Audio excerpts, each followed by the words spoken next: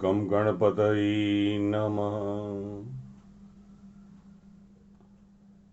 हे भगवान गणेश,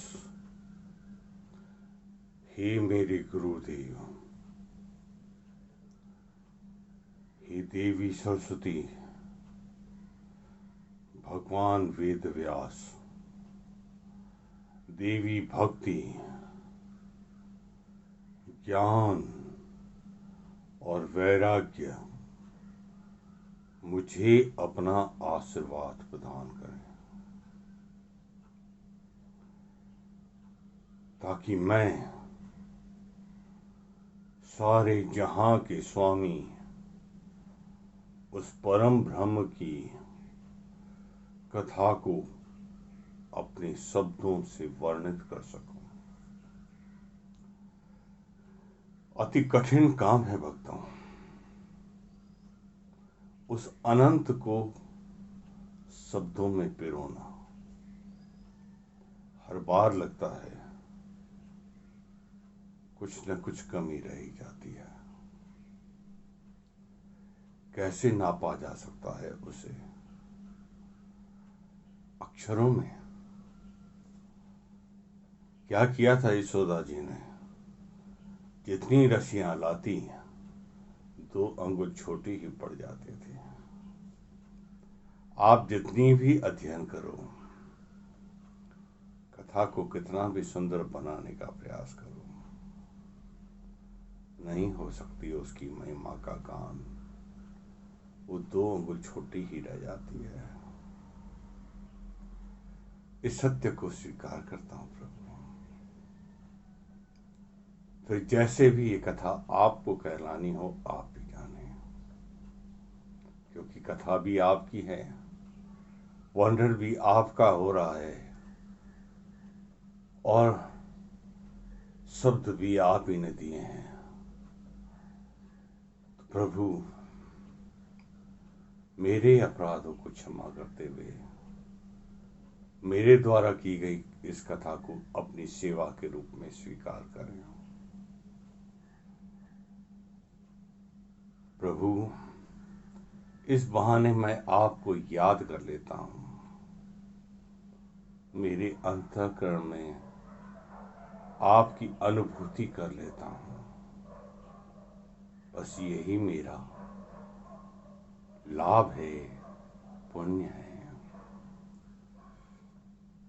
प्रार्थना करता हूं सारे जगत के स्वामी,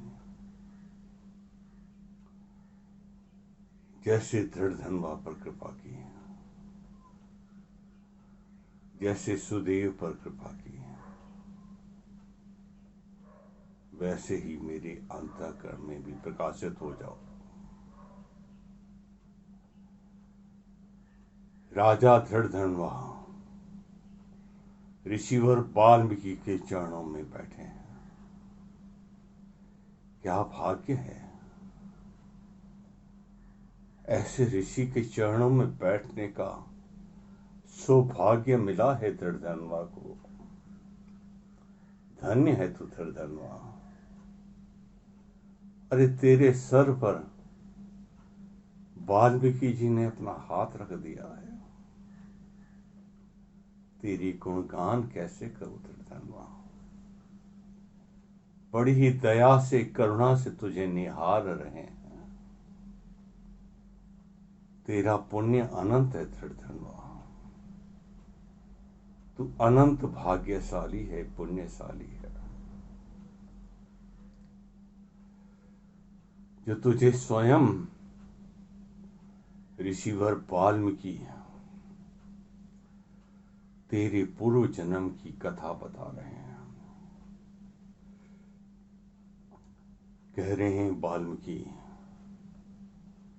सुनो दृढ़ धनवा, सुदेव के रूप में जब तुम थे, तब तुझे गरुड़ जी ने वरदान में पुत्र दिया। इससे तुम बड़े प्रसन्न हुए और अपने घर को लौट आए। प्रभु की कृपा से तुम्हारी यानी सुदेव की पत्नी गर्भवती हुई। 10वें महीने उसने अति सुंदर बालक को जन्म दिया।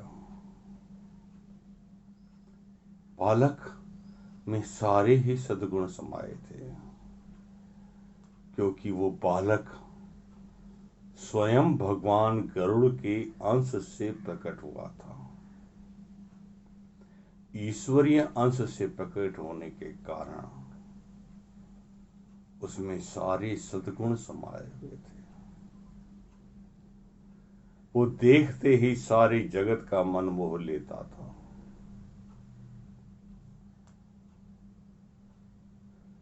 धृढ़धनुमा और उसकी पत्नी सुदेव और उसकी पत्नी गौतमी ने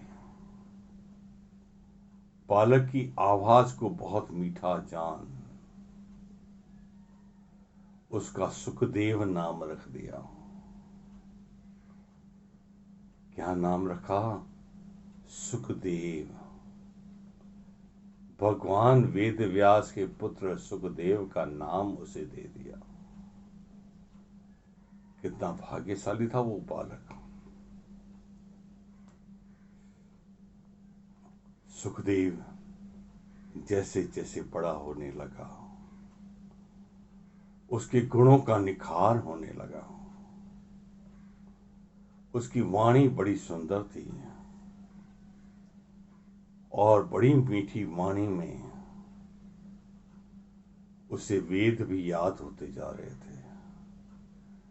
वेद पाठी था, बड़े मीठे ढंग से वेदों के मंत्रों को बोला करता था।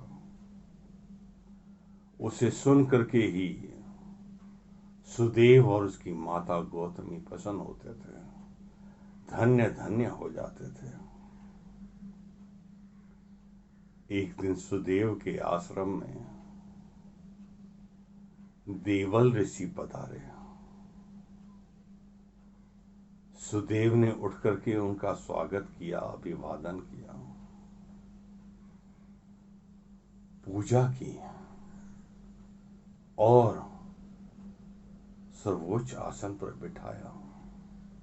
कहा, ऋषिवर पधारिए, बैठिए। उनके चरणों में खुद बैठ गया, जैसे तुम बैठे हो धृतराष्ट्र। और वो ऋषि के चरण दबाने लगा। उसने अपने पुत्र सुखदेव को बुलाया और देवल ऋषि को प्रणाम करवाया। देवल ऋषि ने बालक के हाथों को देखा, उसकी रेखाओं को देखकर ही सारी सार को समझ गए, प्रभु की लीला को जान गए और कहने लगे, सुदेव तेरा बालक स्वयं वेद रूप है। जैसे गरुड़ जी वेद रूप हैं, वैसे ही ये बालक भी प्रत्यक्ष वेद रूप है। इसकी वाणी में बहुत ही मिठास है,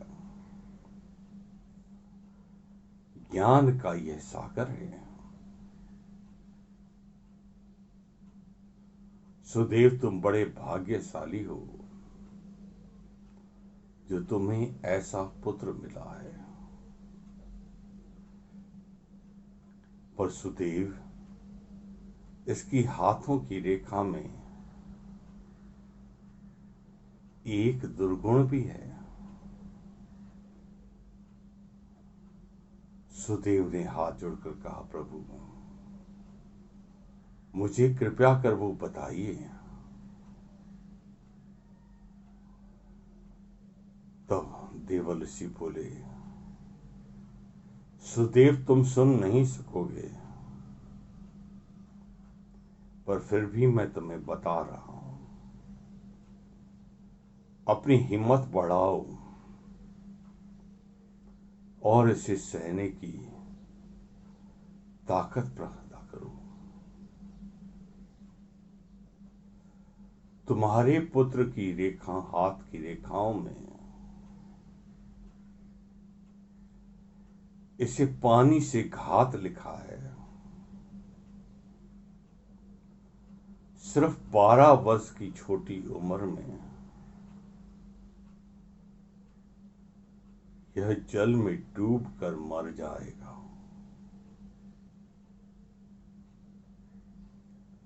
इतनी बात सुनते ही सुदेव शोक से आतुर हो उठा और वहीं बेहोश होकर के, मूर्छित होकर के गिर गया।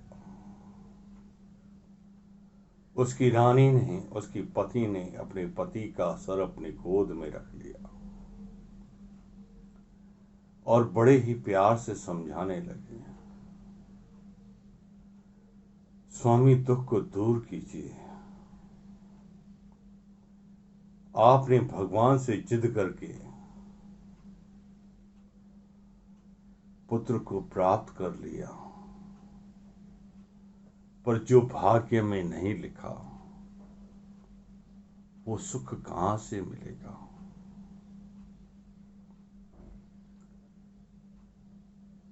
दुर्भाग्य ने किसको छोड़ा है, किसे दुख नहीं देखने पड़े हैं। क्या महाराज युधिष्ठिर ने दुख नहीं देखे? वो कितने धर्मात्मा थे। क्या राजा नल ने कोई दुख नहीं देखा? उनमें क्या कमी थी?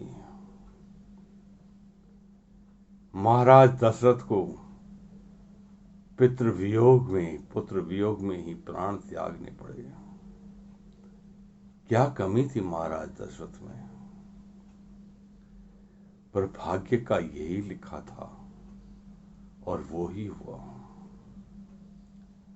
इसीलिए हरि की भक्ति पे, प्रभु की भक्ति पर विश्वास रखो और सिर्फ उनकी भक्ति करो। वो सब कुछ करने वाले हैं, वो सब कुछ जानते हैं, वो अवश्य ही कृपा करेंगे। उस दयालु की दया पर विश्वास रखो।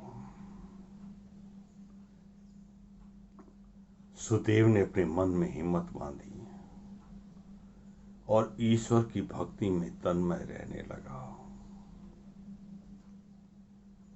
बस आज 16वें दिन की कथा का यहीं विश्राम हो जाता है। हम भी चलते हैं उस परम ब्रह्म की शरण में जो सिखा रहा है, जिद करके कुछ नहीं मिलता। जो नसीब में लिखा है ईश्वर उतना जरूर देगा और उसकी दया पर पूरा विश्वास रखना चाहिए। वो जो कर रहा है, जो करेगा, वो हमारे भले में ही होगा, क्योंकि वो पिता है हमारा, वो माता है हमारी, वो सर्वस्व है हमारा। वो जो भी निर्णय लेगा सर्वोत्तम ही होगा। नमस्कार मित्रों, कल फिर आगे की कथा के लिए आपसे फिर मुखारबिन होऊंगा। तब तक के लिए मुझे आज्ञा दीजिए।